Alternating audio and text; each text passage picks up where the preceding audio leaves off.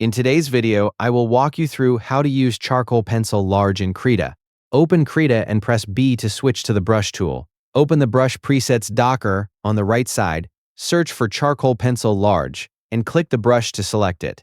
Charcoal pencil large is useful for creating bold, textured strokes with a charcoal pencil effect. It works well when you need strong marks, rough shading, and expressive details. Adjust the brush size using Shift plus drag, or the size box in the top toolbar. Use larger sizes for wider strokes and smaller sizes for details.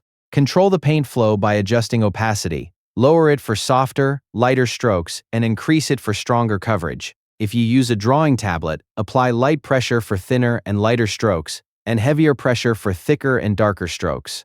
Use this brush when creating sketches, rough shading, textured areas, or charcoal-style details. Drag the brush slowly across the canvas for more visible texture and controlled strokes. Build up your strokes gradually with multiple passes instead of applying one heavy stroke. And that's how to use charcoal pencil large in Krita. Thank you for watching the video.